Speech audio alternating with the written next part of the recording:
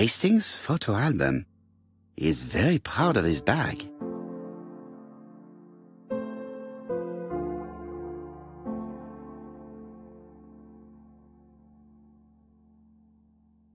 Churston, Devon, population 500 inhabitants. Hourly of trains. London, Churston. Trains of evening. London, 6:45 p.m. Newton about 11 a.m. Churston, 11:45 a.m. London, 11:45 p.m. Newton about 6:08 a.m. Churston, 7:15 a.m.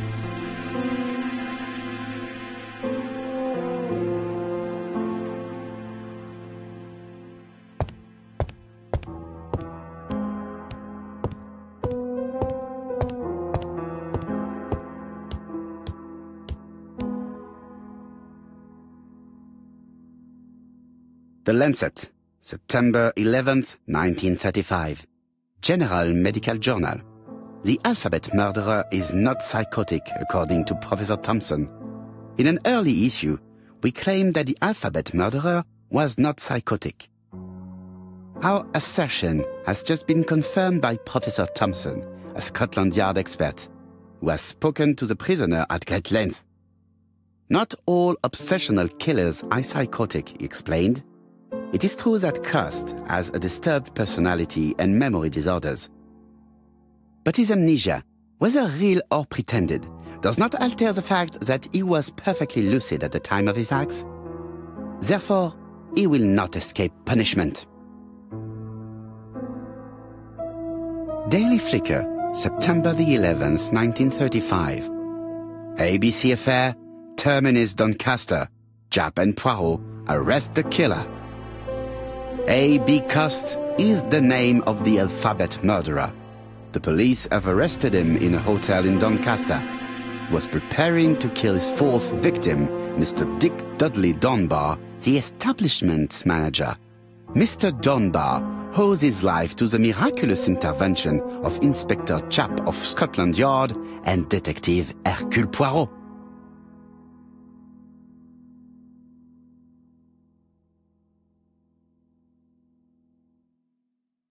Ah, some cool hair.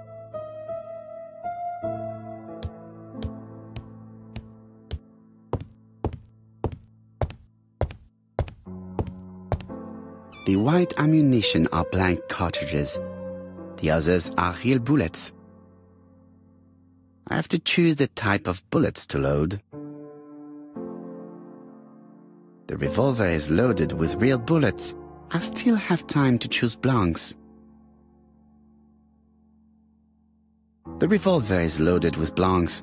I still have time to choose real bullets.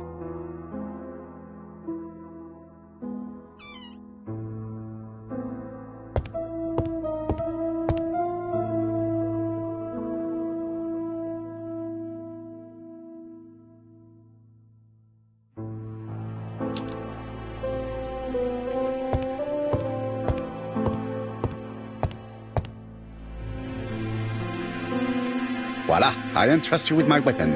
It has hardly been used, it is almost new.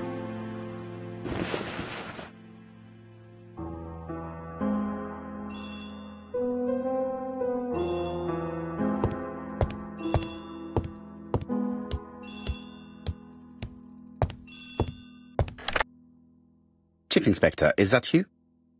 Yes. Sorry, but we haven't found anything. Have you checked the typewriter? And the packaging, the letter, and the ribbon reel. We've only found prints left by Cust and his landlady. Well, never mind, I shall make do. So, are you still going to hold your meeting? Of course, Chief Inspector. I can hear my guest coming up the stairs. Why have you brought us here, Mr. Poirot? Since Cust's arrest, I thought it was all done and dusted. Miss Gray formally identified him, as well as Miss Barnard. Yes, and the stockings he saw drove the same brand as the ones found at my aunt's. This is all true. However, a case is not closed if some questions remain open. And one question is, why did the murderer send me his letters? Why did he challenge me, Hercule Poirot? Perhaps he wanted to play with you, to taunt you. Xenophobia? Maybe he didn't like you because you're foreign.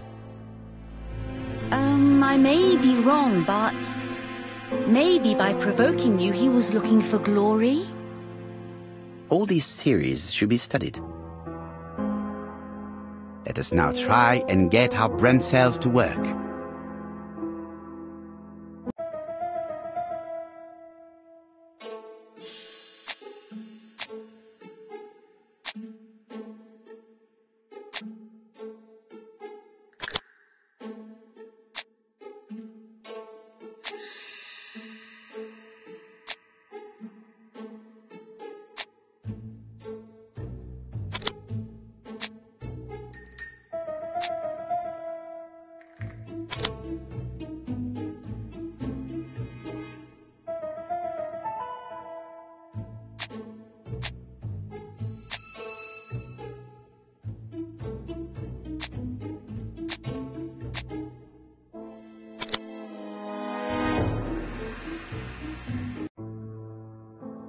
Is everything clear now? You might like to explain your reasoning again. Of course. First of all, remember that the murderer made it a rule to always post his letter before the murder. He never digressed from that rule. However, in Частному, he encountered a problem. The village has only 500 inhabitants. With advance warning, it would be easy to arrest him. Therefore, the murderer delayed his letters deliberately with the wrong address. The plan wouldn't have worked if he'd sent it to Scotland Yard or the papers because everybody knows their addresses. The mistake would have been corrected and the letter would have been on time. That is why the murderer chose me as the recipient. Because for his plan to succeed, it was necessary for at least one of the letters to have a wrong address and get lost. It was very cunning. Absolument. It is a very subtle plan. It matches the profile we have drawn up of him perfectly. That of an intelligent, daring and calculating murderer. But that's not how you describe Cust. You are quite right, mademoiselle. Like you, I find it hard to believe that this dull character is the clever murderer we are looking for. Do madmen... I mean, if he's mad, he might have two very different sides. No doubt. But the murderer is not mad. All the specialists agree that he does not have the profile of the psychopath. But if Cust is not guilty, how do you explain his presence at the scene of the crimes? Mr. Clark, the answer to your question is in the medical records of your brother's patients. Documents which Cust most certainly did not have access to. Let us now try and get our brain cells to work.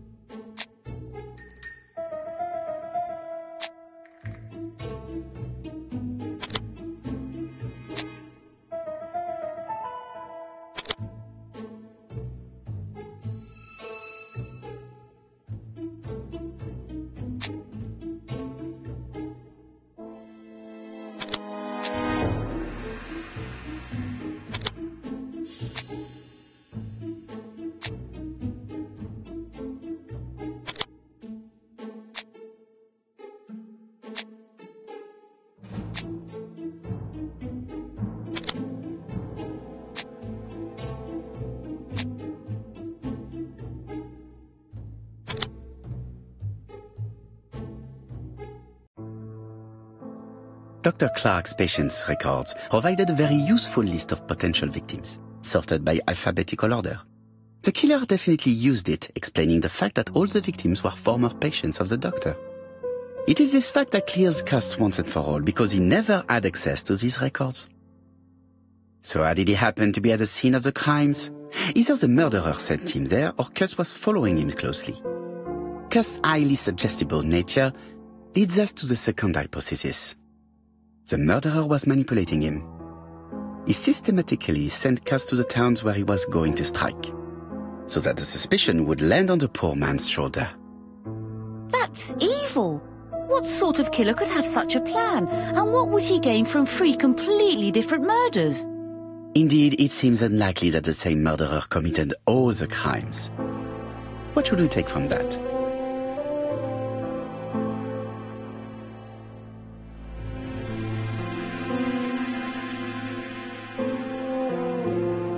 Just one murder was of benefit to the murderer. The others were just diversions. On reflection, there is only one conclusion. The murderer killed once out of interest and twice to divert our attention. This reasoning points at 2 potential culprits. Franklin Clark. Donald Fraser? Yes, mademoiselle. That's good thinking. Mr. Fraser may have killed Betty out of jealousy. Mr. Clark may have killed his brother in order to inherit his large fortune. Both have a motive. But Donald did not have access to Dr. Clark's records. Please allow me to disagree with you, mademoiselle.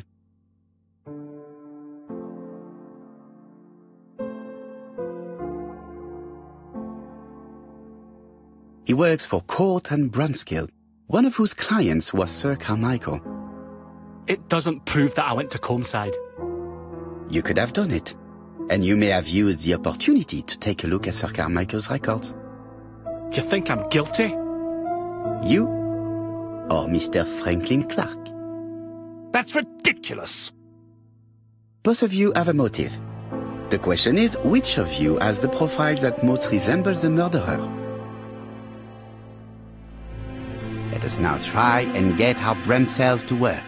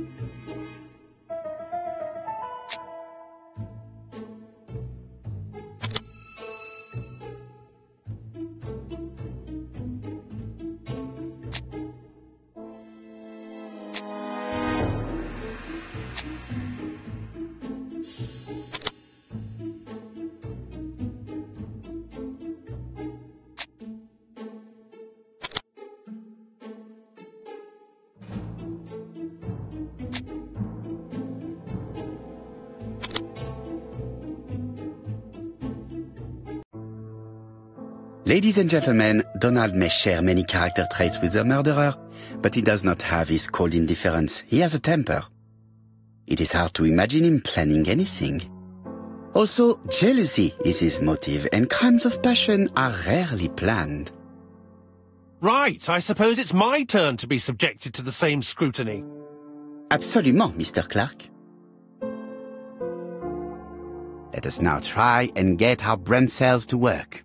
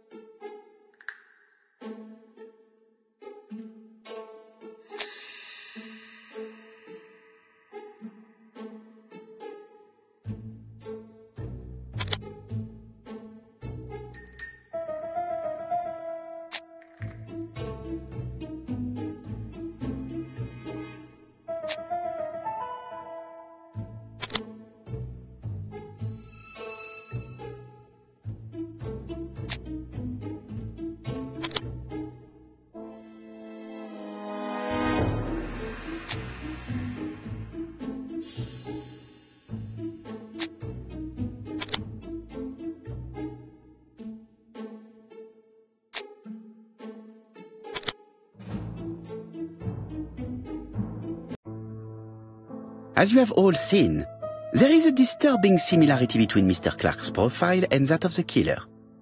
In actual fact, it is exactly the same. Mr. Poirot, your psychological studies are interesting, but your conclusions do not add up. Why would I have wished my brother's death? The inheritance is lawfully mine. I just have to wait. No, you had to act quickly.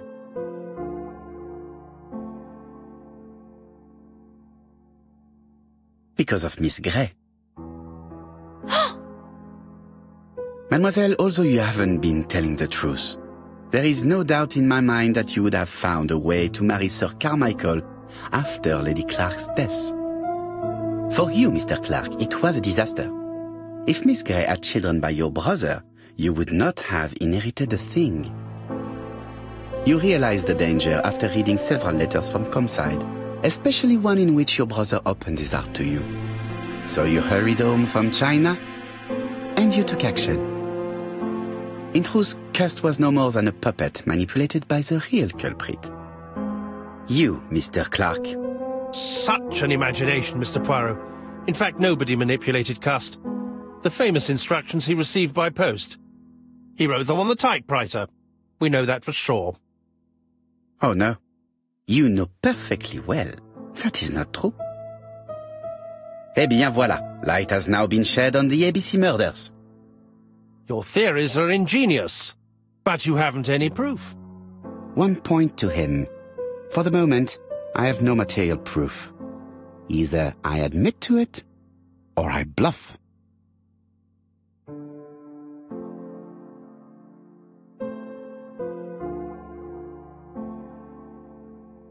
One thing proves it. The prints you left on Cust's typewriter. Enough. Oh, of course you wiped the typewriter before sending it. But not carefully enough. Scotland Yard has found your print along with those of Cust. I understand why you never wanted to lend me your new typewriter, and why you were searching through your brother's things.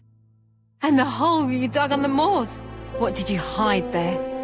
The knife you used to kill your brother? Game, set, match. You win, Mr. Poirot. But it was worth trying.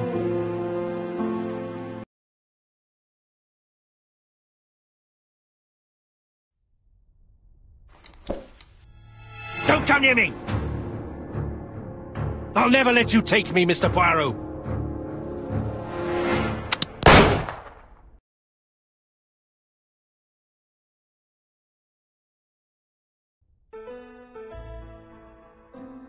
I'm sorry, Mr. Clark, there is no easy death for you. I expected your reaction, so I used blanks. I'm sorry, mademoiselle, but your second chance has been lost. Franklin Clark will never inherit his brother's fortune.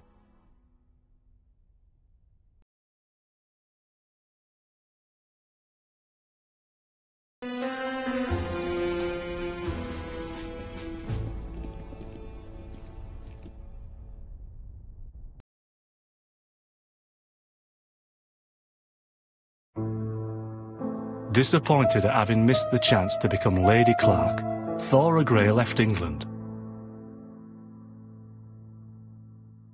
Donald Fraser and Megan Barnard married. On Poirot's recommendation, Mary Drower started to work for Lady Clark. The elderly lady's condition suddenly took a turn for the better. And a few months later, to Dr. Logan's great surprise, she was back on her feet again. According to this eminent physician, it appears to be an extremely rare case of spontaneous remission. Lady Clark has enjoyed very good health ever since.